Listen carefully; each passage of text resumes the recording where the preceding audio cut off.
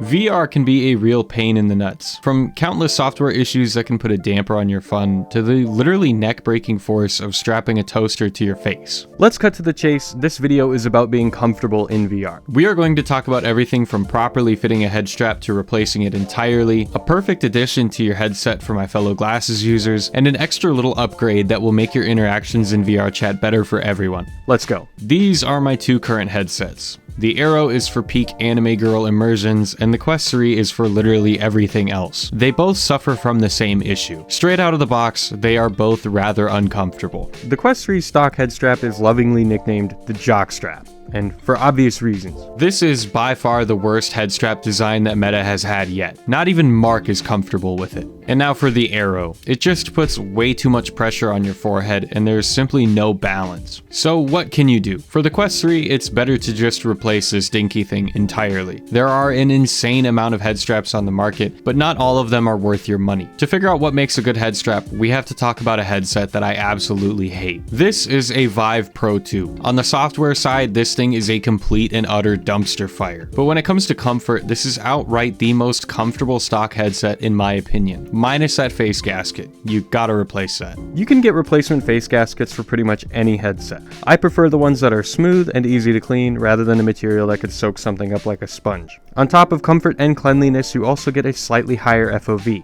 Anyway, here is why the Pro 2 is so comfortable. A hard strap wraps all the way around your little cranium. The entire weight of the headset is supported by this nice wide top strap, and the back of your head is coddled by a huge interface that spreads the pressure of the head strap over a wide area. Zyber swooped into my rescue with their Elite strap for the Quest 3. It's a hard strap with a wide interface on the back and a very plush top strap to disperse the already light weight of the headset across your head. This is everything that you'd want to look for. Install for an aftermarket strap like this is super easy on the Quest lineup of headsets. Pop the face gasket off, undo the top strap's hook and loop, and unclip the sides. Now do the reverse with the new strap, paying attention to the left and right during assembly so that you don't end up with an Australian head strap. Easy peasy. They also sent me their neck-mounted battery bank, which, while a little phallic, is built way better than I thought it would be and gives you an extra 2-ish hours of playtime without adding any additional mass to your headset. I used it to charge my camera while I was shooting B-roll for this video. It's pretty good. Back to the straps. Before we get to properly fitting the strap to your head, I have to talk briefly about the Arrow's comfort situation and why I personally don't like it. It's all because of this little guy right here. When Vario made this head strap, they decided on using a forehead rest rather than a real top strap. Then they decided that they should give it hardly any padding or surface area at all. I personally couldn't use the Arrow in its stock form for more than 30 minutes without getting a really bad headache. I ended up finding this company from New Zealand called Studio Form Creative. They make super cozy top straps that fit nearly any headset out there with a hard strap.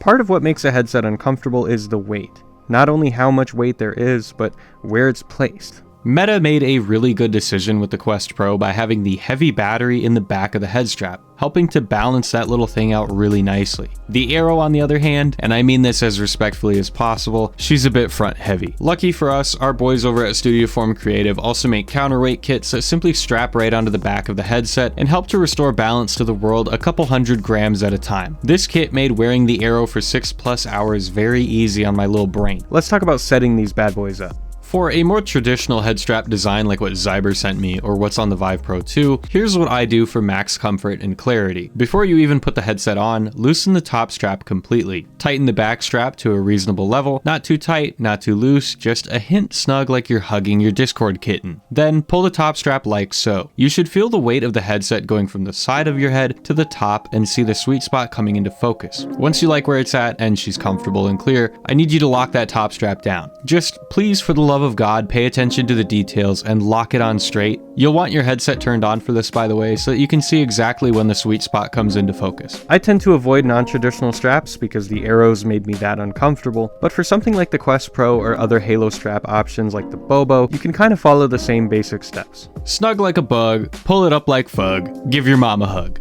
Now for a real treat to my fellow glasses wearers. I know the pain of trying to stuff glasses into a headset. It gets hot, it gets sticky, and it gets a little tight. Pause. As well as running the risk of scratching both your glasses and your headset lenses, it is just uncomfortable. After a long time of wearing glasses in VR, I decided to just switch to contacts, but that added a step to my already tedious checklist for just getting in VR. That was until this company VR Rock hopped into my DMs. They make corrective lenses for all kinds of headsets, both prescription lenses to correct your vision and simple protective lenses that act as a sacrificial barrier for the expensive lenses in your headset. You can protect your protective lenses with this PayPay lens cover. VR Rock sent me their prescription lenses for the Quest 3, which I will just say right now are absolutely spectacular. They come in a nice carrying case, these magnetic bases snap onto the lens rings in your headset. The lens is attached to the bases via magnets and align with these two alignment pins. This is simply a high quality kit. But I'm one to put my money where my mouth is. I needed a set for the Arrow anyway, and I really didn't want to beg for them. So I used a super secret email to buy myself a set of their lenses for the Arrow. Now, I had a few real concerns with these. The Arrow's optics, while very clear, suffer from quite a bit of distortion already. But more importantly, I was worried that these lenses might mess with the eye tracking that's responsible for foveated rendering and my eye tracking in VR chat. Hey, GG's man. After using them for 100+ hours, I'm very happy to say that there's a lot to love and very little to hate. For one, install is super easy, just like their set is for the Quest 3. These aren't magnetic bases, but I can't imagine that the Arrow is something that you'd be sharing often enough to swap lenses out. These ones simply clip on. The only visual issue that I noticed is some very slight additional chromatic aberration. Which, if you don't know, is this effect. It can vary from prescription to prescription, but here's what it roughly looks like for me. It's really only noticeable when you have something with bright white on a dark color, like a Steam VR keyboard, but it's small enough that your eyes get used to it very quickly. Speaking of eyes, while they do add a hefty amount of glare to the eye tracking cameras, the Arrow is completely unbothered. The only real thing I noticed is that the lenses do ever so slightly touch my inner eyebrow, but not in a painful or immersion breaking way. These lenses simply make VR way too convenient. Sometimes mistakes happen when I'm recording for these videos. One of my hands might bug out, my face tracking might go crazy, and I will have no idea until I'm knee deep into an edit, likely at an ungodly time in the morning, like right now. So when a shot has to get retaken, knowing that getting it is going to be ever so slightly easier for me thanks to these lenses, it makes a huge difference to me. Alright, cool. We got sight and touch covered. What's next? Taste? Oh, we are getting close. Let's talk about sound. The speakers on the Quest 3 are surprisingly good, and with the Arrow you can throw on any pair of cans that you love. Instead, I want to talk about how other people hear you. Quest 3 mic is fine enough for talking to people, but you're not really going to want to do much more with it, especially when you hit it with a quick. The Arrow, on the other hand, simply doesn't have a microphone at all. So what are your options? Here is what I usually use on the Arrow. This is the Rode Wireless Go 2, a $300 set of mic packs. You might be thinking, why do I need two? Well, each mic pack has a battery life of only about 7 hours, so I have to swap them out during long play sessions. I know. I Velcro these bad boys onto the bottom of the Arrow. The whole setup is quite bulky, and with my face tracking, I tend to lick this pop filter a lot. So here's how I'm fixing that. Antlion sent me their Mod Mic Wireless. This was a full circle moment for me, as before I bought the Rode set, this is the exact mic that I was looking to buy. I've got to be honest with you, this thing makes me feel like I made a mistake by buying those Rodes. Fully wireless, low latency, 12 hours of battery life with no software required. Installing the mic is also incredibly easy. You get two of these magnetic bases, which means you can swap this mic really quickly and easily from your VR headset to another, or just onto your normal pair of headphones if you'd like. The magnetic base is not only surprisingly strong, but it uses 3M VHB, something that I used when I was a display installer to hold up hundreds of pounds of signage. To get an idea of how strong this stuff is, a square inch can hold up to 45 pounds after it's cured. Pick a clean spot on the headset, peel the adhesive, put it on, and apply pressure. Quick note, it's probably a good idea to avoid putting this strong of a magnet right over a speaker driver, so make sure you avoid that. And while this mic does have a pop filter, it's a good idea to offset the actual mic by adjusting the arm like this, just to make sure you don't get any of that. Let's compare these two real quick. This is a raw audio test of the Rode pee pee poo poo. And here is a raw audio test of the Mod Mic Wireless from Antlion.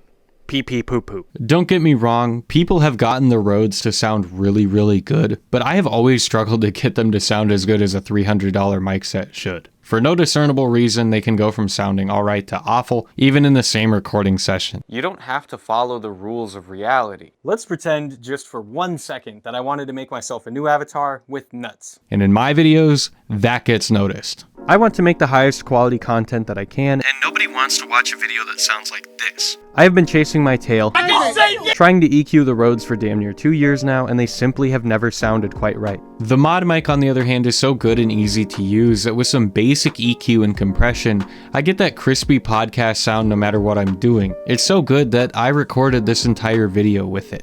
Hopefully you found something useful here. I want to thank Zyber, VR Rock, and Antline Audio for supporting the channel and making my time in VR a bit more pleasant. If you're interested in any of their products, just use the codes and links in the description. When you purchase with those codes, it helps the channel out. Speaking of supporting the channel, a massive thank you to Wheatley, Anthrix, Egby, Oni, Big Al, Alex Leal, Reno, and Zophie for joining the Patreon and supporting me directly. I am incredibly happy with how the channel is growing, and I will always do my best to keep the good stuff coming. I really thank you for all of your support.